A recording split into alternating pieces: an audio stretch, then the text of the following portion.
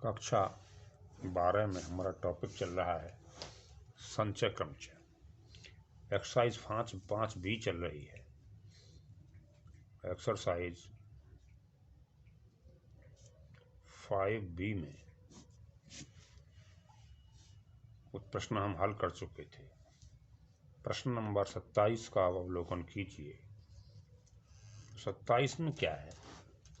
ये कहता है कि 12 विभिन्न वस्तुओं में से 5 वस्तु लेकर समूहों की संख्या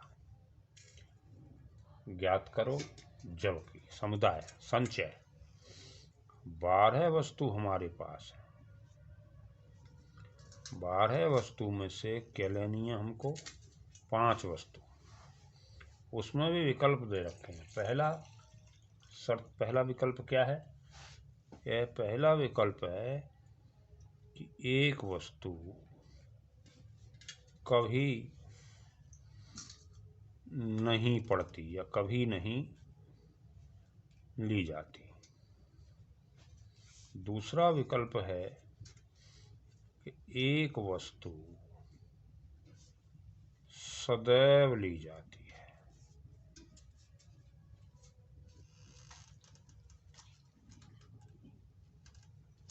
तो क्या होगा? 12 वस्तु हमारे पास कुल हैं और हमसे कहा जाए कि 12 व्यक्तियों में से 5 व्यक्ति के चयन के समुदाय के चयन की विधियां ज्ञात कीजिए। तो हम 12 में से 5 का समुदाय चयन करेंगे तो सीधा 12 से 5 हो जाएगा। अब 12 में से 5 वस्तु का समूह तो लेना है, लेकिन शर्त यह है कि उनमें से एक वस्तु ऐसी है वो कभी भी नहीं ली जाती। जब वो वस्तु कभी नहीं ली जाती तो फिर वो चयन में आएगी ही नहीं, तो उसको पहले ही अलग निकाल कर फेंक देते हैं, है नहीं? तो फिर क्या हो जाएगा? तब चयन की विधियां क्या हो जाएंगी? पहला खंड में क्या है कि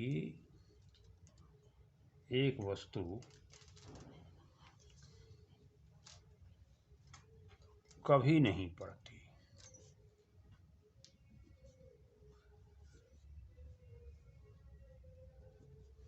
तो कुल हमारे पास एक को निकाल कर फेंक देंगे तो 11 में से और चयन करेंगे केवल 4 का। 11 में से 4 क्यों करेंगे?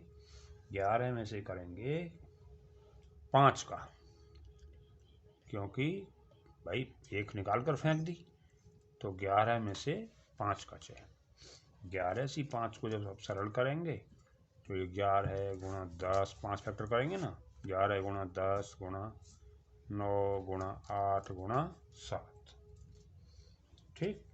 और नीचे 5 के फैक्टर कर देंगे, 5 गुणा 4 गुणा 3 गुणा 2 गुणा 1। तो ये सरल कर देंगे, 5 दूनी 10 हो जाएगा, 4 दूनी 8 हो जाएगा, 3 तिया 9 हो जाएगा और 2 से ये 2 कैंसिल हो जाएगा। ये कितना बचा आपके पास? ये बचा 11 गुणा 2 और गुणा 3 और गुणा 7 मीन्स 22 और गुणा 21। और ये आ जाएगा आपका 21 दूनी 42, 21 दूनी 42 और 4 46, 462। सेकंड पार्ट में ये क्या कहता है? सेकंड पार्ट में ये कहता है कि एक वस्तु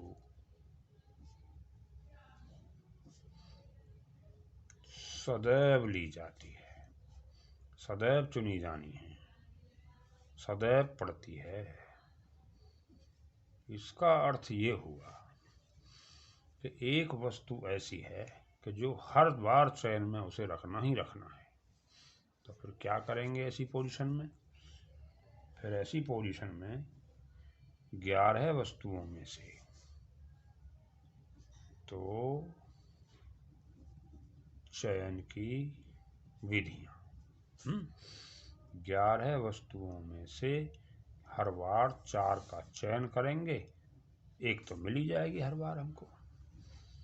तो इसको आप सरल कर देंगे 11 से 4 को, तो 11 गुणा 10 गुणा 9 गुणा 8 और बटे 4 गुणा 3 गुणा 2 गुणा 1, तो 4 दूनी 8 हो जाएगा, और 3 तिया 9 हो जाएगा, और 2 से 2 चला जाएगा, तो 11 गुणा 10 और गुणा 3, तो 110 मल्टीप्लाइड बाई 3 इक्वल टू 330। ये आपका क्वेश्चन हो गया साहब।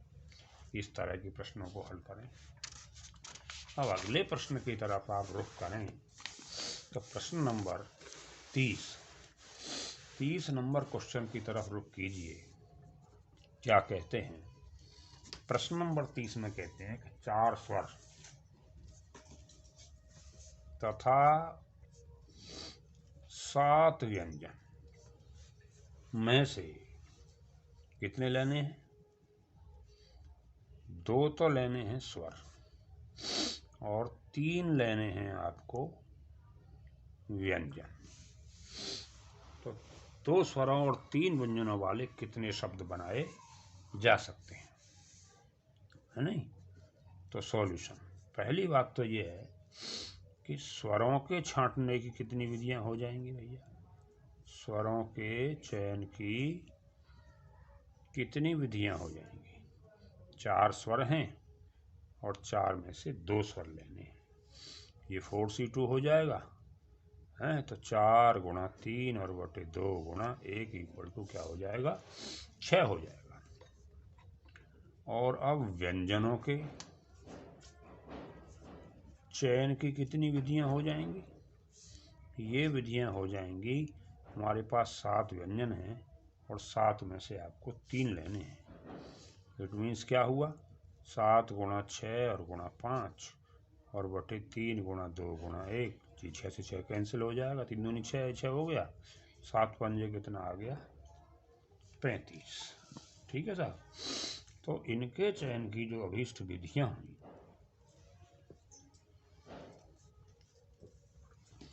तो जो कुल विधियां चयन की कितनी हुई? कुल विधियां हुई हमारे पास 6 गुणा 35, तो ये हो जाएगा आपका 210। अभी आपके 3 स्वरों और 3 स्वरों तथा 2 स्वरों और 3 व्यंजनों को छांटने की विधियां आई हैं। अब प्रत्येक समुदाय में 5 अक्षर हो जाएंगे आपके, 2 स्वर हो जाएंगे और 3 व्यंजन हो जाएंगे, ठीक है नहीं? तो इन 5 अक्षरों को फैक्टोरियल 5 विधियों से विन्यास किया जा सकता है। अब बात यह है कि 5 अक्षरों को फैक्टोरियल 5 विधियों से विन्यस्त किया जा सकता है। अर्थात इसका मतलब क्या हुआ? इसका मतलब ये हुआ कि कुल शब्दों की संख्या जो बनेगी आपकी, वो ऐसे बनेगी, कुल शब्दों की संख्या बराबर 210, तो उनकी विधियां हो गई थी वो, और गुणा फैक्टोरियल 5। ये आपका प्रश्न हो गया। अब थोड़ा सा और चलिए, प्रश्न नंबर 34 में वो क्या कहता है? ये कहता है कि समषटभुज के विकर्णों की संख्या ज्ञात करो। आपके पास इस तरह से एक समषटभुज है, और समषटभुज की जो भुजाएं हैं वो कितनी होती हैं? 6 होती हैं। इस तरह से षटभुज है, और वो कहता है कि इसके अंदर कितने विकर्ण खींचे जा सकते हैं। तो आप जानते हैं कि 2 बिंदुओं को मिलाने से एक रेखा बन जाती है। ये दोनों मिलाएं तो ये रेखा बन जाएगी, ये वाले दोनों मिलाऊं तो ये रेखा बन जाएगी, ये दोनों मिला दूं तो ये रेखा बन जाएगी, ये दोनों मिलाऊं तो ये रेखा बन जाएगी, ये दोनों मिला दूं तो ये रेखा बन जाएगी, है नहीं? तो इस तरह से विकर्णों की संख्या आ जाएगी। लेकिन 2 बिंदुओं को जब मिलाया जाएगा तो 2 बिंदुओं के मिलाने से एक भुजा भी तो बनती है। तो इस तरह से यदि n भुजा वाले बहुभुज है, तो n भुजाओं वाले बहुभुज में विकर्णों की संख्या यदि आप निकालना चाहते हैं तो पहले तो सगली रेखा निकाल लेंगे। सगली रेखाएं हो जाएंगी कितनी भाई, NC2।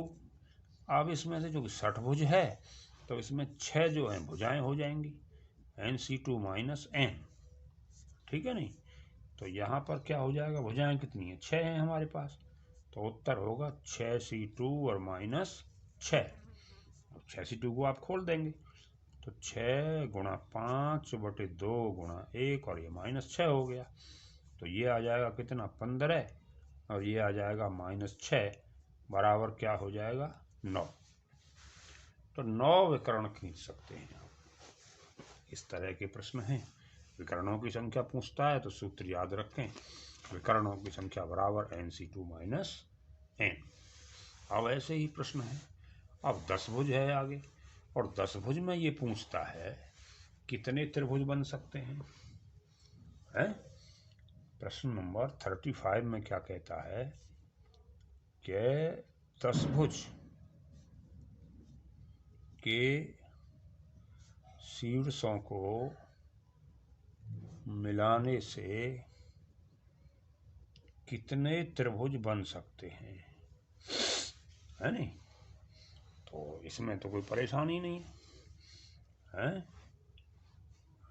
तो इसके लिए सूत्र याद रखें कि n बिंदुओं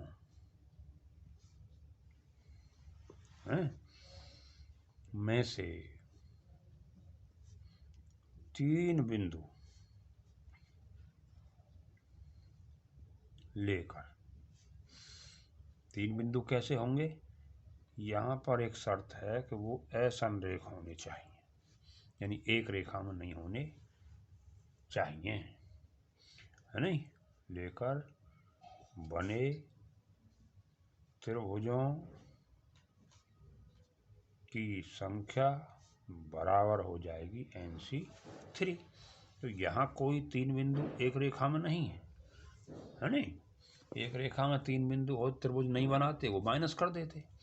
तो यहाँ पर n का मान कितना, 10, तो 10C3 इक्वल टू 10 गुणा 9 गुणा 8, 3 फैक्टर हो गए, और बटे 3 गुणा 2 गुणा 1, तो ये 3 तिया 9 हो जाएगा और 2 चौक 8 हो जाएगा।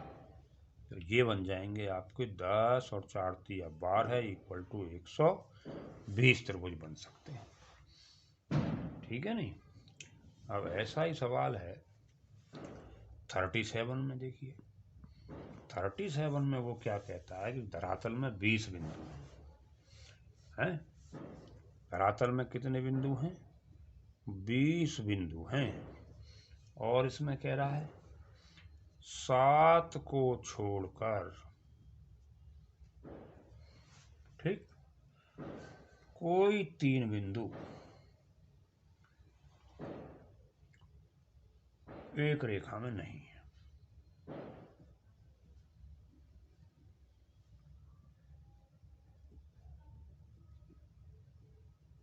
एक रेखा में नहीं है। हम पहले तो इसमें 2 खंड में पूछता है।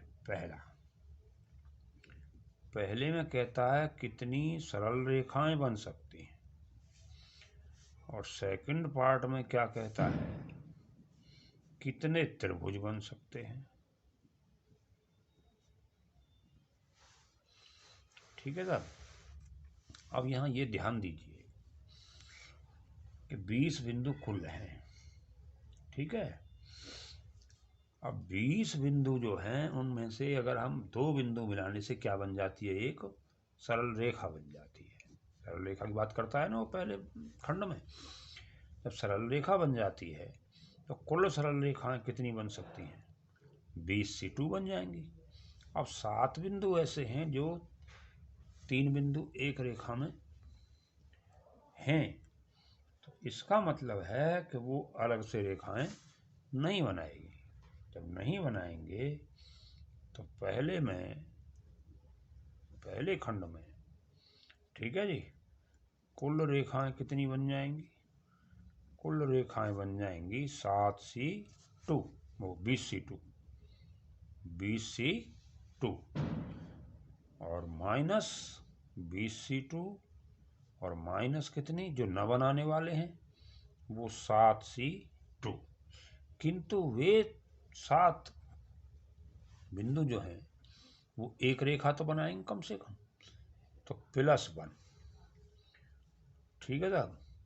और जब 20C2 खोलेंगे तो 20 गुणा 19 और बटे 2 गुणा 1 हो जाएगा। ये 7 गुणा 6 बटे 2 गुणा 1 हो जाएगा, +1 हो जाएगा। तो ये कितना आ जाएगा 190 और -2 तिया 6 7 तिया 21 और +1, तो ये हुआ 190 और माइनस के कितने 20, ये 170। ये संख्या आ गई आपकी किसकी, रेखाओं की। ठीक है साहब। अब त्रिभुजों की संख्या कैसे बनेगी, तो सेकंड पार्ट में ये है कि त्रिभुजों की संख्या कितनी हो जाएगी। त्रिभुजों की संख्या हो जाएगी भाई 20C3 कर देंगे एक तो, और जो 7 बिंदु हैं वो रेखा बनाएंगे, त्रिभुज बनाएंगे ही नहीं, -7C3 कर देंगे। और 20C3 को अगर आप हल करेंगे तो ये 20 और गुणा 19 और गुणा 18 और बटे 3 गुणा 2 गुणा 1, और 7C3 को हल करेंगे तो 7 गुणा 6 और गुणा 5 और बटे 3 गुणा 2 गुणा 1, 6 से ये 6 कैंसिल हो जाएगा, ये 35 आ जाएगा। और ये सरल करेंगे तो ये 6 हो जाएगा और 6 तिया 18, तो कितना हो जाएगा ये हो जाएगा 20 तिया 60 और गुणा 19 और माइनस ये कितना हुआ 35, तो 19 सिक्का 114 होते हैं तो 1140 और माइनस के 35, ये बन जाएंगे 1105। ये त्रिभुजों की संख्या हो जाएगी। तो इस तरह के प्रश्नों को आप हल कर लेंगे। यदि कोई प्रॉब्लम होती है तो उसे पूछ लेंगे। शेष अगली वीडियो में आपको समझा दिया जाएगा।